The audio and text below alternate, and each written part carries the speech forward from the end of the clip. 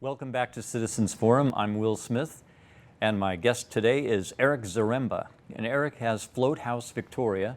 It's where you can do a flotation tank, where you can get inside a flotation tank.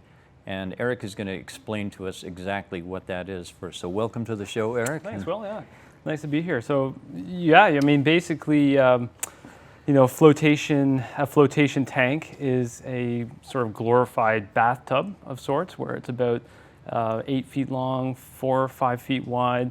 It's filled with water and Epsom salts. And so you've got about 1,000 liters of water, 1,200 pounds of Epsom salts, and that's what creates the buoyancy that you need to float.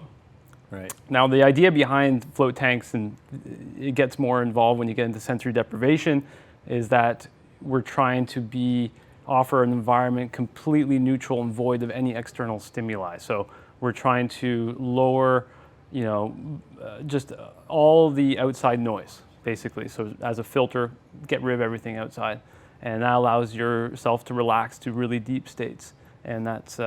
it's quite an experience. It can be a moving experience, and it can be, we were talking before the show, and it could be an experience that some people don't want to have, but other people crave. Yeah, totally. And I think the reason I'm attracted to floating, I had read some of the books of John Lilly, and I was learning to meditate. So I built a couple of them, and I did float at your place once. I got one of the special deals, and it was quite an experience for me because the ones that I had built were small, and I couldn't just let my arms and legs drift out. And so it was... well, that's a pretty common misconception about what float tanks are. I think a lot of people feel like you're stuck in the super small confined space where you can't get out, and there's, you're stuck. That's the complete opposite of what float tanks are all about. You've got lots of space. When you're lying down, you can't touch the ceiling. You can barely touch the sides, and there's lots of real estate in there. So it's sorry. Why do people want to float? I mean, I know why I wanted to float, but why do other people want to float? Why do people come in? That's an interesting question, because we have a lot of different people floating for a lot of different reasons. That's actually something we want to sort of tap into a little bit more now. Since we started about 5 years ago, maybe I wasn't as interested as to why you're coming to float, but I'm grateful that you just walked in the door and are going to go for a float. But now we want to see who and why people are doing it. But like, you've got people who do it for chronic pain, people who want to get into the meditative states, people who want to just get away from the world, kids, life, jobs.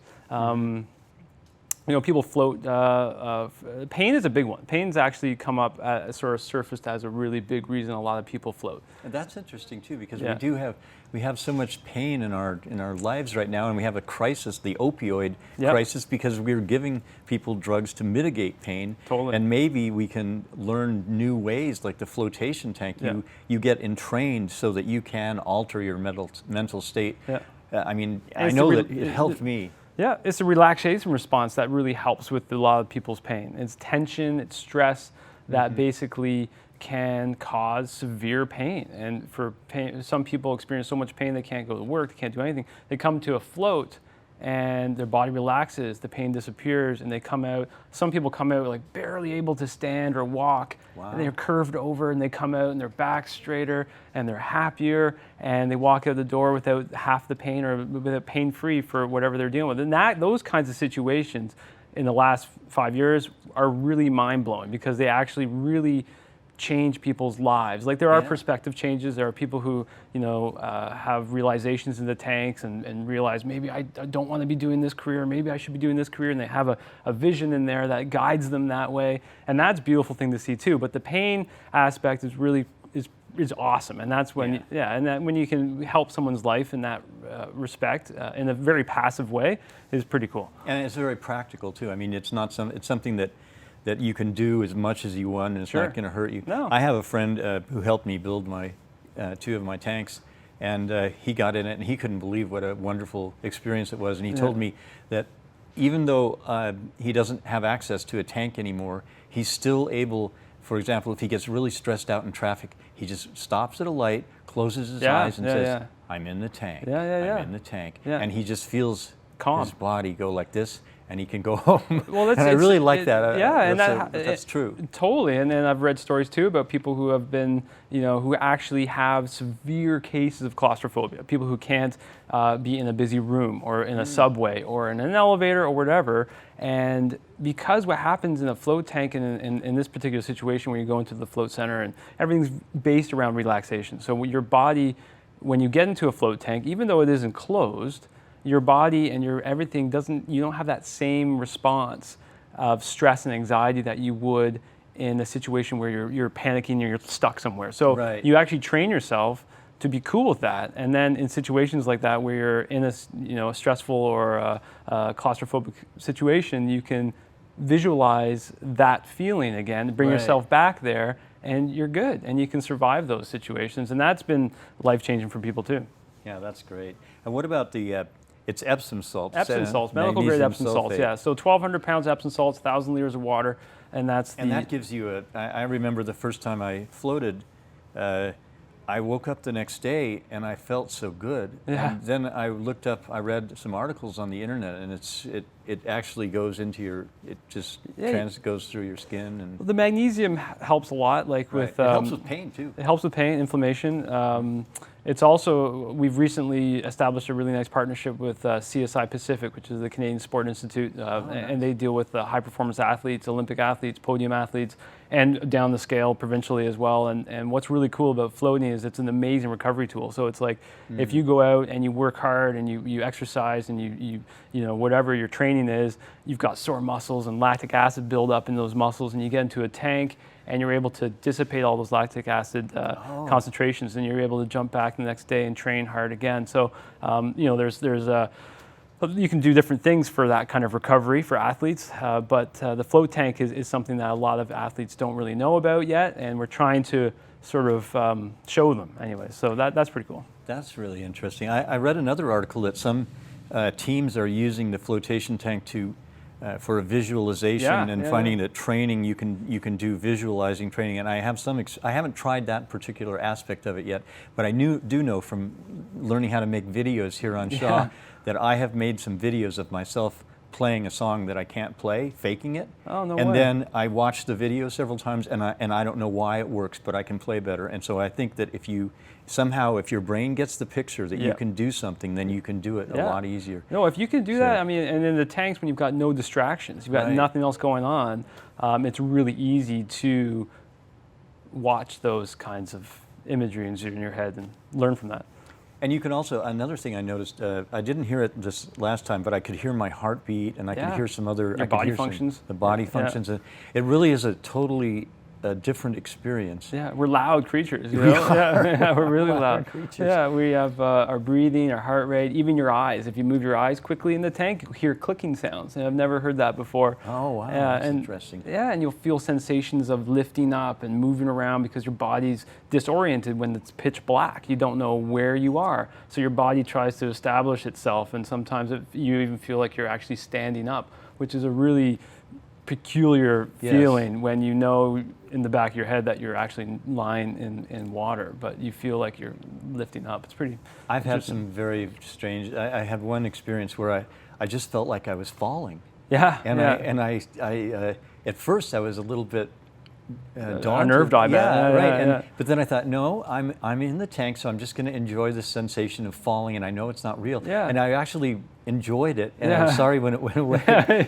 Well, that's the frustrating thing about floating too, is as soon as you get into the zone and where everything is just like, whatever it is that you're experiencing, as soon as you attach yourself to that, it disappears, right? It's sort of like it goes somewhere else, or it stops. It's like a dream where you have this incredible dream, and you're like, wow, what is that? And then it disappears. You wake up, or whatever, and that's part of a trick to try to stay in that zone. But it can be difficult.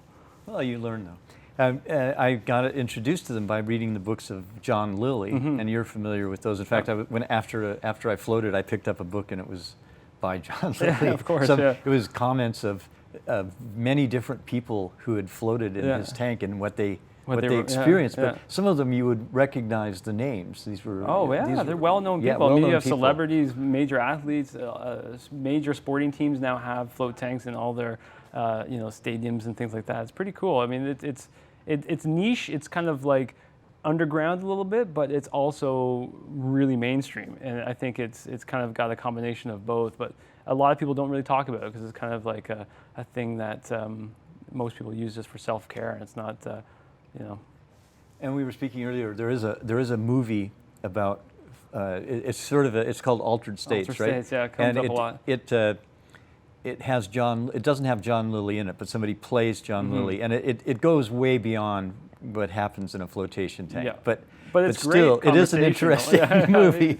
And people somebody love it, else there yeah. said this is my favorite movie. Yeah, So. it's a crazy movie, and I think they're definitely tapping into some serious fears of what was happening inside that in that tank and what could happen. But obviously, that kind of thing doesn't happen. I've never heard about it, but to some people, but it happens. It happens. It's not something that's threatening. I mean, you can always just pop out of the tank, yeah, right? you always the lid and the lights come on. That's what I really like about flotation is lots of people are trying to change their consciousness now. I have friends who are doing all sorts of different things, and this is a really low impact way to do it because the risks are very low. And completely safe, right? Completely safe. Yeah, you're not going to die. There's no drugs. There's no anything else, right? It's just you and water. You're meeting yourself essentially. You're meeting yourself. Yeah. There's no distractions. No, and it's really neat because I think a lot of what people kind of try to reach out for as far as help, people look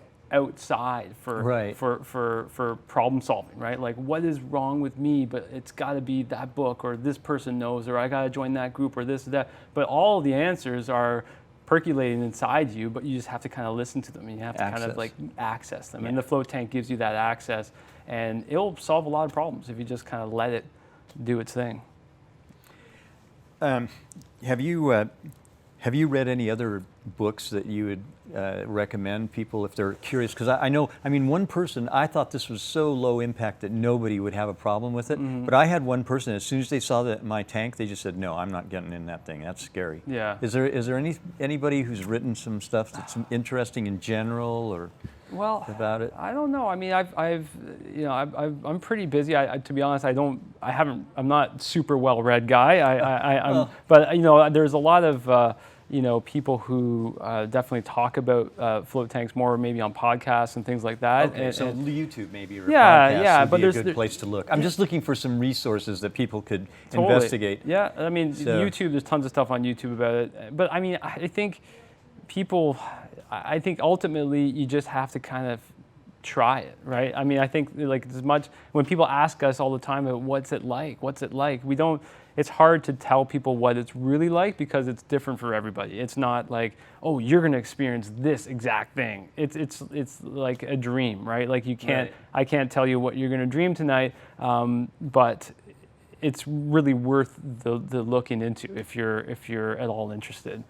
Okay, could you just say a few things on how you got started with this? I mean, did you? Well, I mean, I got started through actually my cousins, Mike and Andy, who started Float House in Vancouver, and that was in 2013. They opened this shop, and I was kind of curious, and my cousin Mike invited me down to try it. I was really skeptical, actually. I was kind of like, like, my background is not in like meditation or changes of consciousness, all that kind of stuff. That's not really my background, but I was just kind of like, what are my crazy cousins doing? And I went down and experienced my first float in one of their tanks, and it was kind of mind blowing that it was just so different than what I had ever experienced before.